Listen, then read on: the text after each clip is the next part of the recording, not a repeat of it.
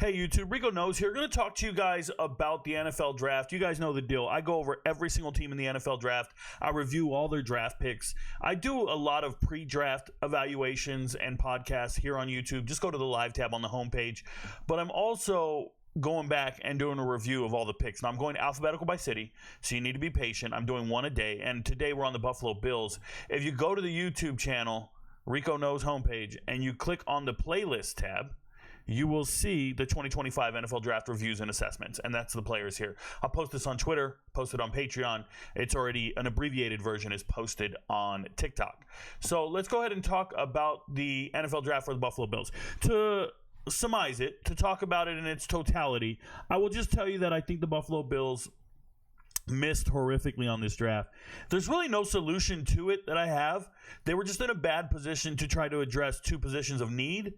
And it feels like they reached in certain positions, or they reached at certain times and drafted players that probably shouldn't have gone off the board at that specific time. Okay, that's just my assessment. I would call it fool's gold, if you will. So going into the draft, they knew they had to address the cornerback position or their secondary, and they knew they had to address their defensive line. They have 6 draft picks that address those two position groups. 6. That's a significant amount. And they went out there and kind of drafted everybody. Now, in the first round, they take Maxwell Hairston. Listen to me. I evaluated Kentucky's defense before last season. We're talking this time last year. I was getting ready for futures bets, win-loss totals bets for the MVPs. If you didn't know, I got a bunch of MVPs on Patreon, on YouTube. You just hit join. You go to Patreon. You pay the $25 a month, and I give you all the futures bet information about what teams are going to win and how many games they're going to win for next year.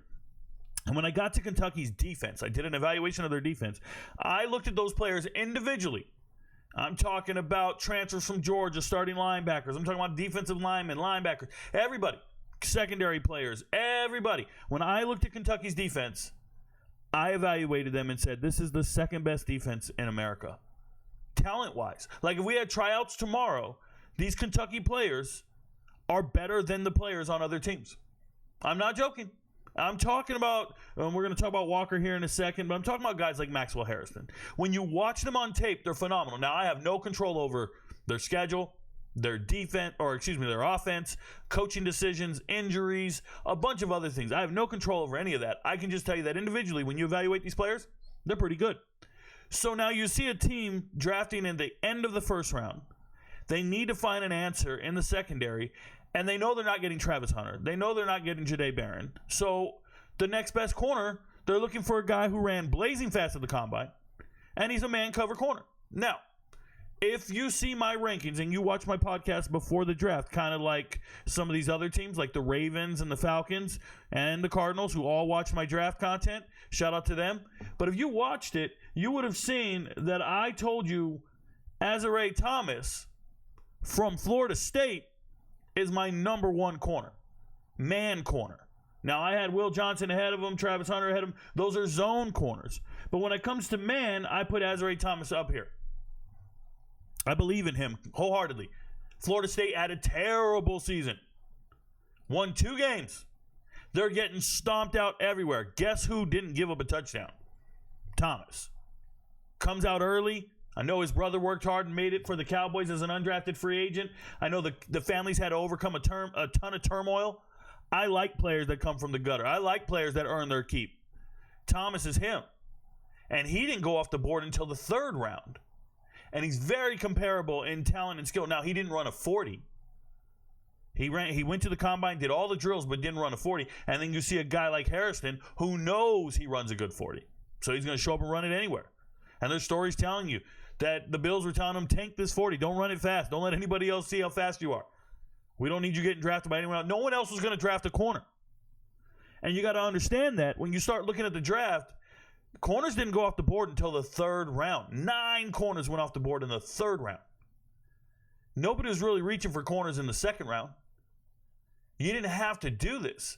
So now you go and take Hairston and you give him a 5th-year option. You're going to have to pay this guy money, even, if he works out or doesn't work out. It's just one of these situations where he's not a slam dunk to start.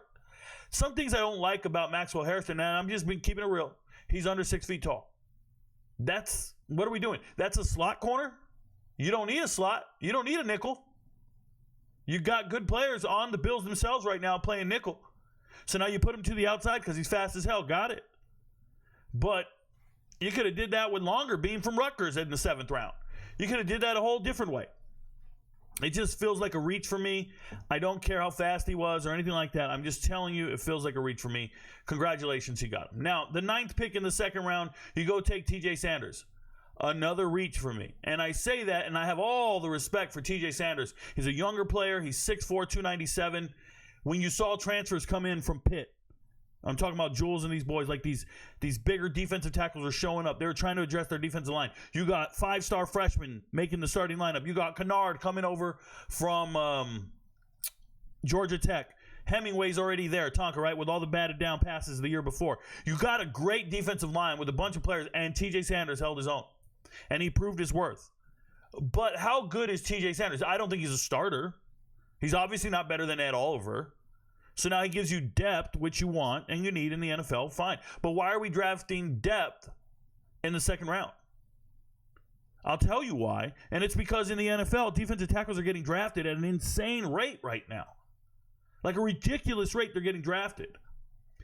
It's almost like the quarterback position. You're looking at 5 defensive tackles win in the 1st round. So you need a defensive tackle, and the first time that you can take one is your first pick in the 2nd round, 9th overall. But it's already the 6th best guy at that position group. And he's not even a starter at this point. But you're going to take him anyways because it's needs, right? You're drafting for need. You're addressing the position group that you need to address. I don't like the pick. I don't have a solution for you other than combining your 1st and 2nd round picks and moving up and getting a slam dunk defensive tackle or a slam dunk corner like Jahdae Barron, if you can.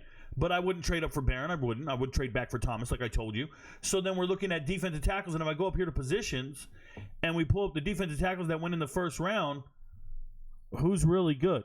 Walter Nolan at 16. Could you get up to 16 instead of taking TJ Sanders at 9? Would you give up your corner, get up to 16, take Walter Nolan, and now we're cooking with Crisco? And now we're making some moves. This is draft day, right?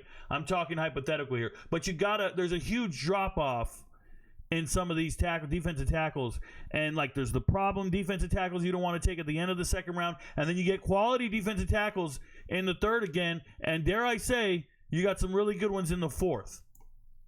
What's the gap? What's the gap in talent between Ty Robinson?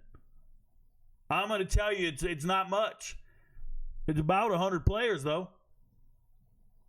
About 100 players from the 9th pick overall in the 2nd round to the 9th pick in the 4th round. Oh, maybe it's 60. My math is crazy. Okay? So I just don't like it where it's at. It's not the end of the world, but people need to understand something. If you're a fan and you're reading about your team, let's say, who's writing about these teams and these draft picks? Who's writing about them? Beat writers, fandom, Twitter, people who are paid to say positive things, people on the take. They're talking to agents and GM. You never heard a GM say anything bad about a single draft pick. It's funny to me. They interview coaches at the end of minicamp, and everybody goes, look what coach said. Look what coach said. I've never seen a coach. Very rarely have I ever seen a coach say something negative about an undrafted free agent or a draft pick this early in the cycle. You're not going to hear it unless it's from me, bro. Unless I'm giving you the truth. Unless I'm telling you it's a bad draft. And for me, the Bills went into this draft and just kind of, it felt like a panic. Have you guys ever, I don't know if you guys have ever done this. Have you ever tried to freestyle? Have you ever tried rapping freestyle? And you fall off the beat? And it's hard to get back on. You can't ride the beat. It sounds crazy after a while. Even if you had something that rhymed, it just don't come out right. And you're like, yo, that shit sounds like trash. Maybe you don't know what I'm talking about. Maybe that was a bad example. You're running at a good pace on a treadmill. You ever step off and then try to get back on? Yeah, it's tough. It's tough to get there. I think the Bills got off track at some point, and they just kept drafting players. Players that aren't going to start for them, players that aren't going to make the team. I could see 3 of these draft picks getting cut. So we get to the third round. They have Landon Jackson. I call him Low Jack. Shout out to Landon Jackson, one of my favorite defensive ends. As a matter of fact, I have him ahead of James Pierce Jr. I have him ahead of Mike Green, both first and second round picks, and he goes in the third round. This is the best pick in the draft for the Bills. I think he's a slam dunk player, person. I would invest in that man. And do you know what I'm saying with that? When you draft players, you are saying, I'm investing in this person, and I'm willing to give them resources to represent my organization. Landon Jackson deserves every bit of investment. That is a real football player. A quality young man, great in the locker room, a natural leader. Oh, by the way, he played in the SEC. He faced the best left tackles in America, and he was still productive. He still held his own and looked great in the SEC. It's not like he didn't transfer in hoping to improve his draft stock. That boy was born and bred in the SEC. I really like the third round pick for the Bills. Okay? That's the best pick in this draft. Landon Jackson, shout out to Arkansas. 6'6", 265. You're not reduplicating that anywhere. Real deal for me. Next pick, Deone Walker. Another guy, like I said, when you evaluate the tape on Kentucky, the players look like phenomenal players, or at least they have the potential to be phenomenal players. Deone Walker is 6'7", 330. You want to stop the tush push? You get guys 6'7", 330, put them in your A gaps, put them at a zero technique, and just sit there and say, all right, let's make this push. Now, he's probably not going to stop that tush push because this dude right here has a problem with pad level. When you're 6'7", you have a problem with pad level. They got to work on it. But you don't get this frame and guys this big walking around the building all day. This is one of those things where you just go, yeah, I'm going to take him, especially in the fourth round. Now, I had him ranked really high because I still believe in my evaluation of Deone Walker. He just needs to live up to the hype and live up to the belief, because when I watch him, there are flashes of greatness that other defensive tackles can't duplicate. And then obviously there's plays where you're like, yo, why is he so lazy? So it is what it is. But that's Deone Walker in the fourth round. Shout out to the Bills. Fifth round, I don't know what we're doing. And I'm not mad at the Jordan Hancock draft pick. I just don't know what it's addressing. Like, I don't think Jordan Hancock's better than a lot of players on the Bills. I'm not sure if he's a starter. I'm not sure what he is. But he's a player, and he's versatile, and he's played everywhere. But it's hard to analyze an Ohio State defense back. Remember, about 4 picks later, Denzel Burke came off the board. Another Ohio State defensive back. The NFL is looking at the national championship team, and they're not taking these defensive backs as early as the fans would want them to. And that's because when the NFL looks at the individual player, it's hard to tell if he's any good. There's a phenomenal pass rush. NFL draft picks on the defensive line, at linebacker. They're causing all this chaos and everything, and then you got this guy benefiting from the chaos around him. Anybody ever played pickup basketball before? You ever played pickup basketball and you go out there to run fives and you're the best player on the court? When I was younger, it used to happen to me all the time. I would have 4 dudes on my team, and they were trash. And I'd be like, yo, we can't win anything. You can't even see how good I am because my passes don't matter. I'm driving to the bucket. I got to do it on my own. Like, there's nobody here. But my God, if you find it 4 good teammates, we might be running all night. We're not losing. We said, win or stay on the court, we're running. Get your next 5. Get your next 5. We're not losing. I got 4 teammates, and we all pick up the slack. And we all look good. And we're not quite sure who's doing it, but we're all doing it. And that's kind of how it is when I look at Jordan Hancock on tape. I'm not sure if it's the pass rush that's forcing the bad passes, that's allowing him to break on these balls. It's good reads. Maybe it's great coaching in comparison to the other coaches. Maybe they're still in signs and cheating. I know it's not Michigan. I'm just saying, Ohio State will do anything to win the title, right? So it's one of these situations where I look at Jordan Hancock and I go, that's a good football player. Good football player. Is he going to work out? I don't know. Not a bad draft pick. Nah. Now, Jackson Hawes, bad draft pick, bro. Bad draft pick. I don't know the need to do this. You know, Robbie Outs, 2 picks later to the Seahawks, equally as bad. But I understand what happened there, right? They probably wanted Jackson Hawes. I don't know. If you guys don't know, Jackson Hawes played at Yale, transfers to Georgia Tech. This is not a pass-catching tight end. This is an in-line tight end. There's 3 types of tight ends. 3 types of tight ends. There's inline tight end, which is your blocking tight end. Looks like a tackle, usually over 260, 270. Usually third string on the team. Then there's something called a move tight end. Other people call that an H-back, but it's a guy you put in motion. He's athletic enough to play the slot, but you put him in motion so he can get some leverage going and some inertia, momentum going for the kick out. He needs to get a running start to kick out that defensive end. Now, I used to be a coach, and we used to put people in position like that, and my H-back or my move tight end, I just put a fullback there. So when I look at Jackson Hawes, he's not a move tight end. He's a full-blown inline on the line of scrimmage. Oh, by the way, the third tight end you're looking for is a hybrid tight end. That's your Kelsey guys. That's your flashy ones. And there was one on the board when they drafted Jackson Hawes. Gavin Bartholomew is somewhere in there, man. He's from Pitt, and the Vikings drafted him a round later. And I'm telling you, when I watch tape, Gavin Bartholomew is the tight end I would have taken. But it's obvious the Bills were looking for a blocking tight end. Now, they have Dalton Kincaid. They don't really need another tight end. But what they have is they have a third-string tight end that they found in the 5th round. And maybe that's when you draft 5th rounders.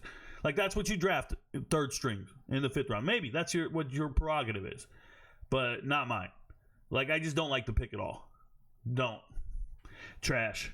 Then we're going to look at Dorian Strong. I don't even know if he makes the team. Dorian Strong had a great year this last year. But once again, it can be because Saxburg was in full effect. You have Antoine Powell, Randall, APR. On one end, you have Aeneas Peebles over here. You have a bunch of guys causing a hell of a rush. You're playing against substandard quarterbacks for the most part, most weeks. And then you get to benefit from that. Is Dorian Strong a good football player? I think he is. He drops a lot of interceptions, guys. He does. I don't care what they say. There's opportunities for him to get picks, and he don't make them. I don't even know if he makes the team. Hope he does. Hope it's not a waste of a 6th-round pick. But I'm not blown away by it. Speaking of not blown away, Chase Lundt. I wouldn't have done this. I got a bunch of other tackles I would have taken at this point. Let me pull something up here. I want to say at this point, Cameron Williams was still on the board, 100%. Cameron Williams out of Texas, still on the board. And there's a couple others I would have taken ahead of him. But when you look at what they're doing here, they get a guy 6'8", 304 out of UConn. My notes, I have a database on every single offensive lineman. My notes for Chase Lundt, I wrote one word: soft. And if I tell you a guy's soft, that's it, bro. No diddy. That dude's soft. We don't want him. Now, the young man is 6'8", 304, and he's probably not soft in real life. People go, oh, you would say that to his face? Yeah, I would, bro. I'm evaluating NFL football players. The dude doesn't reset the line of scrimmage at any point. He's not winning battles. He's just kind of out there. And I don't know what they're going to do with him. Move him to right tackle. They say they're going to move him to guard.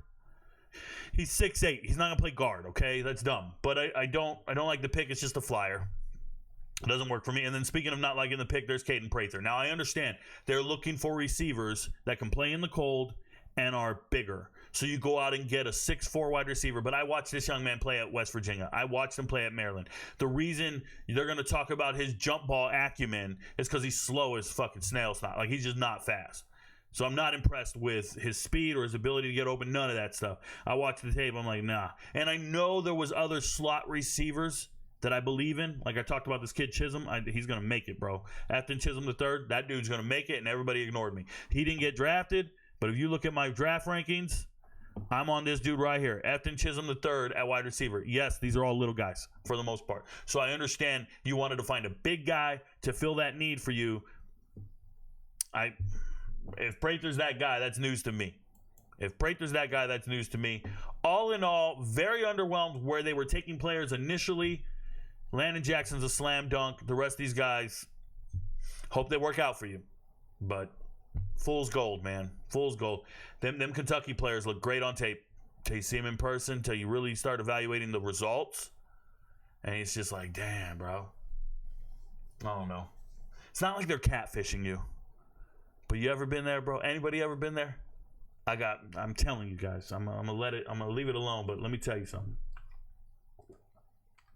When I was on TikTok the first time, when I started my TikTok, I only used to do thirst traps.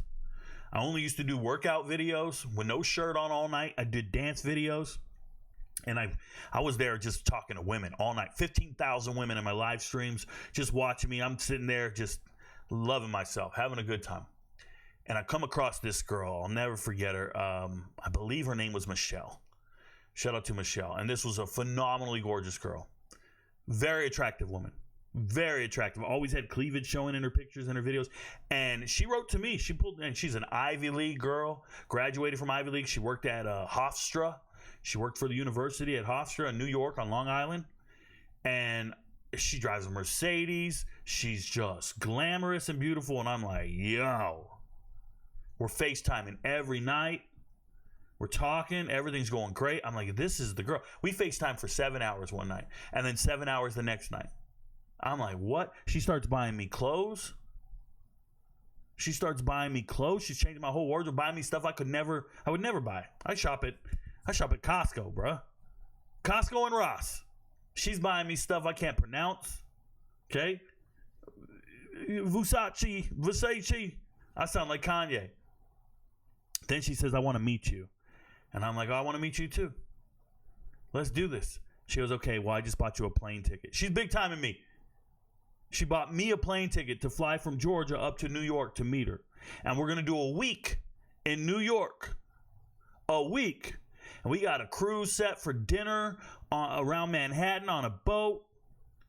And I packed my bags, and I remember I was vlogging it all on TikTok. All my videos were about this girl. And she's in every video. She's in the screen and the little window at the bottom.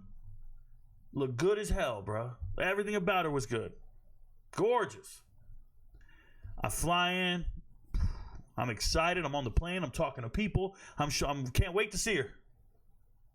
She's not catfishing me.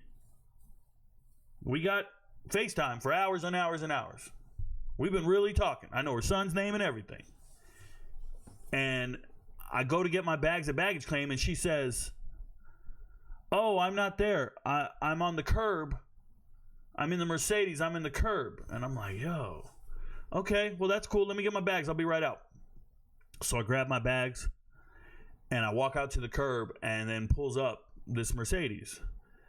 It's like a C230. It's like the crappiest Mercedes you ever seen in your life. She's been flashing the key on the FaceTime. She's been taking selfies on the steering wheel, the Mercedes symbol. It is the ugliest Mercedes I ever saw.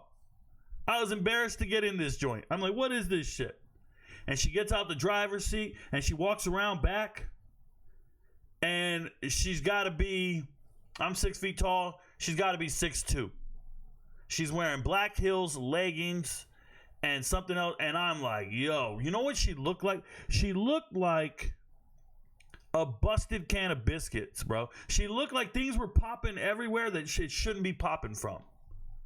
And what it was like the camera was fine and everything, but she never really scanned down and showed me anything else. She just kept it right here. She had surgery, weight loss surgery. So this is a woman who used to weigh like 400 pounds, and now she weighs 200 with a bunch of loose skin. And I was like, yo, this is wild. I'm going to describe her in one word, and the one word is hideous. Hideous, bro. So she had a dinner planned for us at this restaurant called Serendipity. It's one of my favorite movies. So we go down to Manhattan, and we go in there, and we have a restaurant at Serendipity, and I'm embarrassed to be walking with her. We're walking side by side, and I'm just embarrassed. I'm like, yo, what am I doing walking with this lady? She's not pretty. She's very done up and fake. Okay, and it just very materialistic and everything. I didn't like it. So then she finally drives me, after dinner, she drives me to her apartment. And I get to her apartment, and it's like a $4,000 a month apartment to live in Long Island. And everything in there is just cheap, bro. I'm talking the bed was kind of made out of like brass. Everything just was terrible. And I was like, yo, her mattress was like a box spring mattress, and that was it. I was like, yo, I got California King mat. My mattress is banging. What is this? Like, I don't live like this. This is crazy. Like, the whole thing was a facade. And she's overcompensating for something. And I didn't like it, bro. I didn't like it. I looked at her. I said, oh, I'm going to sleep on the couch. Because we got there late. I said, yo, I'm going to sleep on the couch. And I remember texting my cousin at 3 a.m. and I'm like, bro, I'm supposed to be here a week. I'm not going to stay. I'm leaving. And he texted me back, no, bro, just stay, smash all week and then bounce and never talk to her again. I don't want to smash anything. I'm leaving. I'm going to go change my return flight. No, this ain't happening. This is terrible. So I download Uber. I've never used Uber in my life. I download Uber, and Uber comes back and says it'll be $200 to get back to the airport. And I'm like, I don't give a shit. Get me out of here. So I scheduled an Uber at 6 a.m. I wake up 5:30, 5 o'clock. I didn't sleep much. I sleep like 2 hours. I wake up at 5. I brush my teeth. I start getting dressed. She's like, what's going on? I said, hey, listen, it was really nice meeting you, but this ain't it for me. Very disappointed in everything. Blah, blah, blah, blah, blah. Explained it all to her, and I bounced out that joint. And I caught the Uber. I told the Uber driver about it the whole way, and I flew back to Georgia the very next day. I was supposed to be gone for a week. The very next day. This was all on TikTok. This was why my page was growing. People were paying attention to it all and all this stuff. Remember, people were expecting me to be there all week. And now I got to explain to the world why I'm not there all week. And I didn't want to disrespect this girl. So I just said, hey, look, sometimes people don't meet expectations. You might see something on camera or on film, and you might think it's going to be one way. And then when you meet one another, it just doesn't meet expectations. And I'm not going to subject myself to an entire week of awkwardness. That girl eventually disappeared, and we don't see her anymore. She's nowhere online anymore. She's not even on TikTok anymore. I don't know what happened to her. It's not my business. But I want to tell you guys this. That's exactly how the Bills are going to feel when they drafted some of these players. They look good on film. They look good on paper. They look good until you finally meet them and see them in action and deal with the result. And you go, oh, that's ugly. Ooh, that's hideous. That doesn't work for me. That's how the Bills are going to feel with these draft picks. That's how I feel. No one's going to tell you that. I'll be the first one to tell you. And I'll live with the results because I know I'm right. Remember last year, I told you, the 49ers didn't draft any starters in last year's draft. I said the 49ers didn't draft any starters. And then they went on and started 6 of those guys. And everybody started writing me and attacking me, saying, Rico, you're so wrong. They started 6 of them. You said they weren't going to draft any starters. I said, no, listen to what I'm saying. 6 of those guys should not be starting. How did the 49ers do last year? How many games did they win? They're starting the wrong players. They have to pay for the terrible mistakes they've made in the front office. And now they have to start players that aren't NFL caliber starting players. And it's impacting their win-loss total. You got to look at this draft. I feel like they found one bona fide starter, and the rest just don't really move me like that. And if the Bills do that again you could miss your window. Your window for Super Bowls, your windows for winning, your window for championship, it's very short. People think it's going to be there. Remember when the Seahawks didn't run at the 1-yard line, they threw that pass and it got picked off? And everybody's like, oh, they'll just be back next year. Never went back. It's over. Your dynasty's over right then and there. That's the NFL and its reality. The Bills cannot waste this opportunity in this moment right now. And I feel like they wasted this draft because they're still at that pinnacle of the NFL. They're still there. They're one of the best teams in the whole league. They shouldn't be drafting like this. You won't be one of the best teams in the league drafting like this. You're there because you're quarterback. You need a great supporting cast, and this isn't it right here. This isn't what you're looking for. I promise.